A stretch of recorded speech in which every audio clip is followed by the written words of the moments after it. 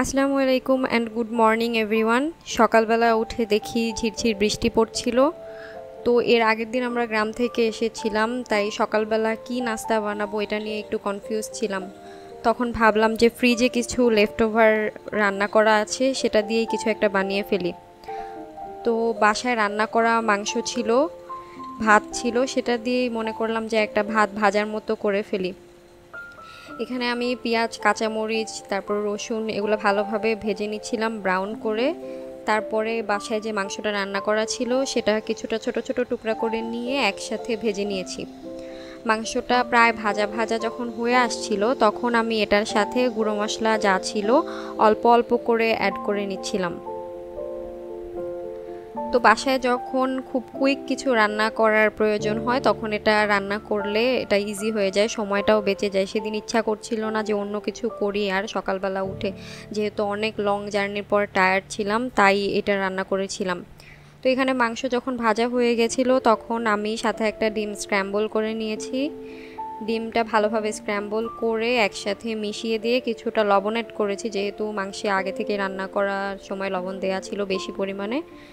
ভালোভাবে অ্যাড করে তারপরে যে ঠান্ডা ভাতটা ছিল এটা দিয়ে সব কিছু একসাথে মিশিয়ে নিয়েছি। তো ওই সময় আমরা বাসায় বেশি মানুষ ছিলাম না, দুইজন ছিলাম, বাকিরা বাসায় ছিল না, তাই দুইজনের জন্য যতটুকু পরিমাণ হয় অতটুকুই রান্না করেছিলাম।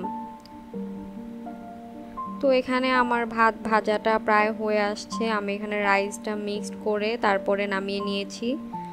ভালোই ছিল রান্নাটা। এছাড়াও ফ্রিজে লেফট ওভার এই পাউন্ড কেকটা ছিল ড্যান কেকের, এটা অনেক বেশি মিষ্টি ছিল, আগে থেকেই রাখা ছিল, খাওয়া হচ্ছিল না, পরে ভাবলাম যে সকালবেলা খেয়ে ফেলি। তো এখানে কেকটা নিয়ে নিয়েছিলাম, তারপর ভাত ভাজাটা নিয়েছি, ফ্রিজে আম ছিল, আম কেটে নিয়েছি, অনেক বেশি আম খাওয়া হয় না আর এগুলা রয়ে গেছিলো। এরপরে আমি রাতের দিকে একটু চিন্তা করলাম মেহেদি দেই, আমি মেহেদি খুব একটা ভালো দিতে পারি না, ঈদের সময় অত ভালোভাবে মেহেদি দেওয়া হয় নাই, তাই মেহেদি ছিল দেখে সেদিন দিয়েছি। পরের দিন সকালবেলা উঠে আমার বোনের জন্য জিএসটিতে সিট এসেছিল, এবার সিলেক্ট হয়েছে ও, ওকে নিয়ে চলে গিয়েছিলাম জগন্নাথ ইউনিভার্সিটিতে। আমার ফার্স্ট টাইম যাওয়া, ও যদিও আগে একবার গিয়েছিল, ওর একটা সিট পড়েছিল এখানে। তো ওকে ওখানে গিয়ে ভর্তির নিশ্চয়ন করা, তারপরে আমরা দুইজন বাসায় ব্যাক করি। ওই দিন অনেক বেশি গরম ছিল এবং এতটা জ্যামে পড়েছিলাম, এদিকের আকাশটা অনেক বেশি সুন্দর ছিল, তাই কিছুটা ক্লিপ নিয়েছিলাম। তো that was it for today's blog.